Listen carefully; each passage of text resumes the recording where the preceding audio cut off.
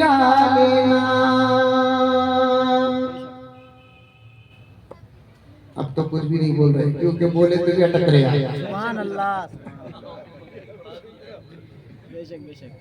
सीखने का सिखाने का माहौल है, डरने की शर्माने की कोई जरूरत नहीं है। ना आप मुझे मारेंगे ना मैं आपको मारूंगा। आपसे मुझे कुछ मिलेगा, मेरे से आपको कुछ मिलेगा, इतना ही तो होगा।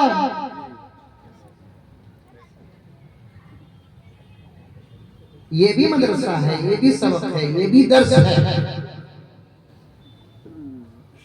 सबक की शक्लें अलग अलग होती है। मकतब में भी सबक होता है, मस्जिद में भी सबक होता है, मदरसे में भी सबक होता है, दारुल उलूम में भी सबक होता है, नदवा में भी सबक होता है।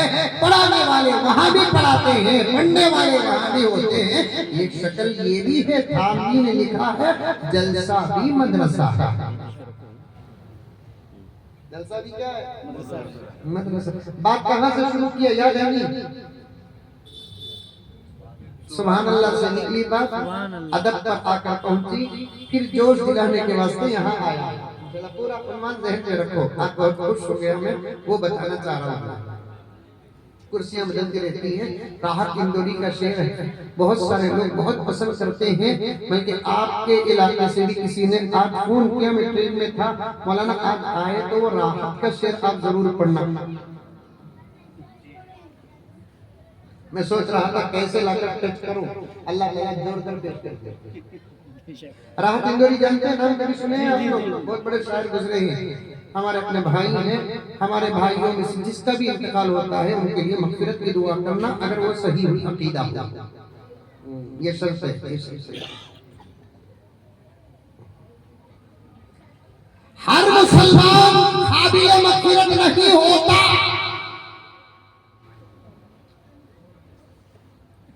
आज अकीदों में बिगाड़, एतकाद में बिगाड़, मूर्ति पूजा करने वालों को हम इस्लाम से बाहर समझते हैं। कितने ऐसे हैं जो टोपियां पहनकर भी इस्लाम से बाहर।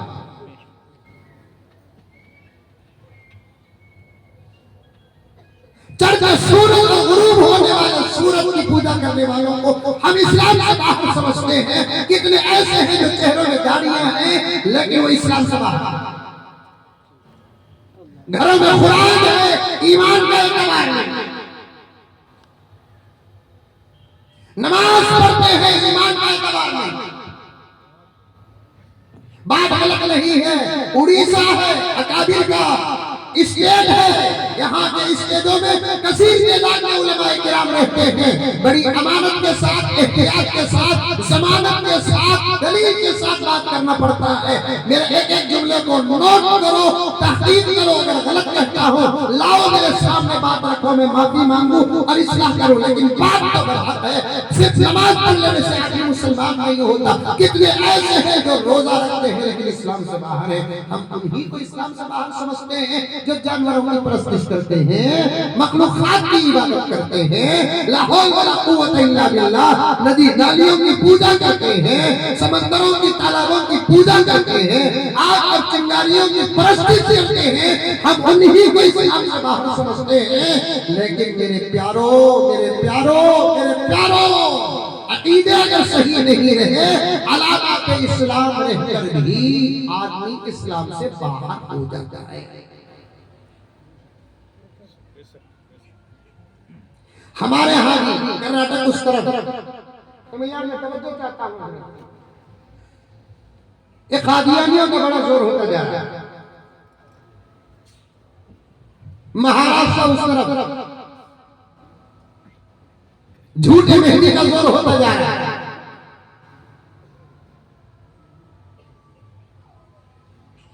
और वो अपने आप को मुसलमान कहते हैं। ला हौल वला कुव्वत इल्ला बिल्लाह।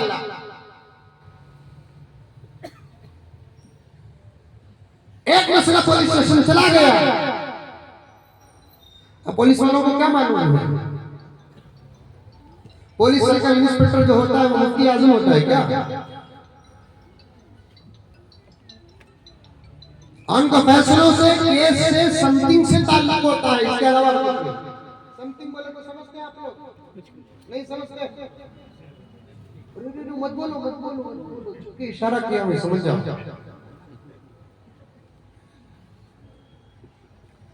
अब जब असला पुलिस स्टेशन चला गया तो सर्कल इंस्पेक्टर, हमारे यहाँ जरा पावरफुल इंस्पेक्टर को सर्कल कहते हैं, इसके 3 स्टार रहते हैं। उसने दोनों फरीकैन को बिठा कर कहना, आपस में क्यों लड़ते हो? तुम दोनों के दोनों मुसलमान हैं, तुम भी टोपी पहनते हैं, ये भी टोपी पहनते हैं, तुम भी दाढ़ी रखते हैं, ये भी दाढ़ी रखते हैं, तुम भी नमाज पढ़ते हो, ये भी नमाज पढ़ते हैं, तुम भी अल्लाह को मानते हो, ये भी अल्लाह को मानते हैं, तुम भी मोहम्मद को मानते हो, ये भी मोहम्मद को मानते हैं, तुम्हारे घरों में भी कुरान है, इनके घरों में भी कुरान है, फुला और फुला और फुला तस्बीहात देता गया। तो हमारे कुछ नौजवान पुलिस स्टेशन के अंदर रहकर परेशान हो गए। अब वहीं बैठे बैठे मुझे फोन करने लगे कि मौलाना ऐसा मसला है, हमारे दरमियान में बात जुबान से चलते चलते मसला हाथों तक पहुंच गया। तो फिर हाथों तक जब बात पहुंची तो पुलिस को मुदाखलत करना पड़ा। अब हम इस वक्त पुलिस स्टेशन में बैठे हुए हैं, पुलिस स्टेशन की बात कर रहा है, हम उसको क्या बात करें, जरा बोलिए मौलाना। मैंने कहा कि भाई फिक्र करने की कोई जरूरत नहीं है, अकाईद के रूल्स और रेगुलेशन, शराइत और कवायद पेश करो और पुलिस से कहो, इंस्पेक्टर से कहो, या तो मुझे फोन तो मैं उनसे कहना चाहता हूँ। उन्होंने फोन मुझे दे दिया।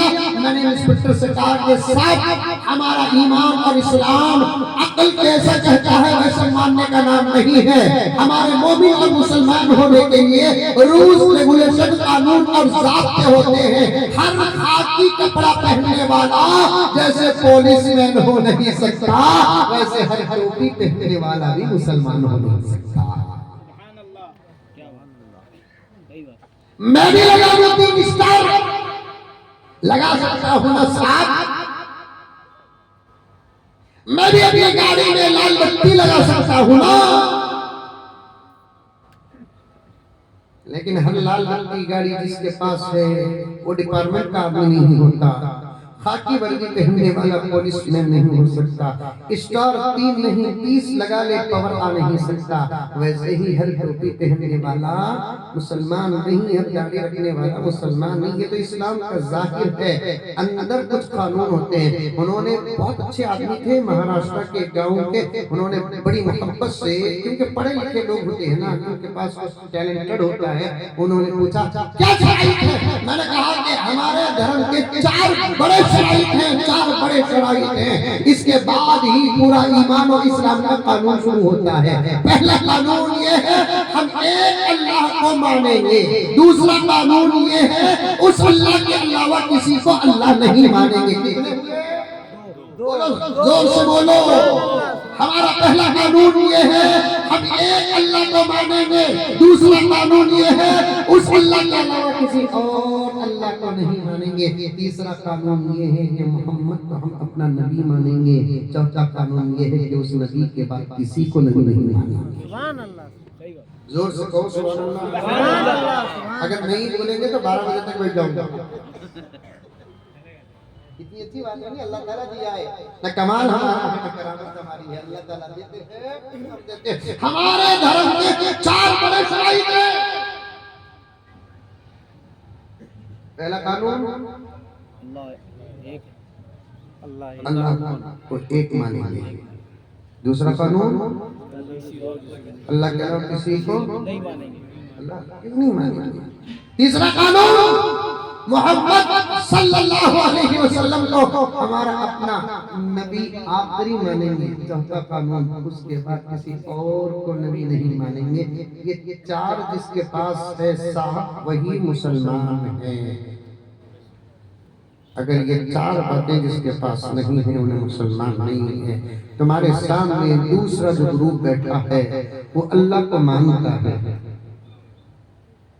उसके अलावा किसी को अल्लाह नहीं मानता, लेकिन मोहम्मद को मानता है, मोहम्मद के बाद किसी और को भी नबी प्रोफिट मानता है, इसलिए वो इस्लाम से सुभान अल्लाह।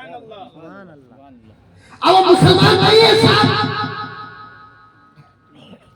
उसमें इतना खुश हुआ, कहने लगा कि गुरुजी क्या मैं आपको वीडियो कॉल कर सकता हूँ? मैंने कहा कि कीजिए साहब। और क्या करके उसने ऐसे कहा और कहा कि आज हमको तुम्हारा धर्म समझ में आया। अब इनको नहीं छोड़ूंगा। मैंने कहा कि जो करना है वो तुम्हारी मर्जी। अगर मुल्क के अंदर जमहूरी कानून ना होता तो फिर इनको जहन्नम तक पहुंचाना आपसे अच्छा हमको आता। बराबर है बात? बेशक सही बात। अगर जमहूरी कानून न होता, हमने कुछ कानून हुकूमत के हवाले कर दिए। 1947 में मुल्क आजाद होने के बाद 1950 में हमारे मुल्क में संविधान बना। उस वक्त हमारे उलमाए किराम बात कर मुल्क की हिफाजत, अमन व अमान, प्यार और मोहब्बत को सलामत और बाकी रखने के लिए हमने कुछ क्रिमिनल लॉ को भी मुल्क के हवाले कर दिया। उसमें से कत्ल की सजा हम ले नहीं सकते, चोरी की सजा हम ले नहीं सकते, जिना की सजा कानून हम ले नहीं सकते। हमने इन तमाम सजाओं को हुकूमत के हवाले कर दिया कि सर कोई चोरी करता है आप सजा दो, कोई जिना करता है आप सजा दो, कोई कत्ल करता है आप सजा दो।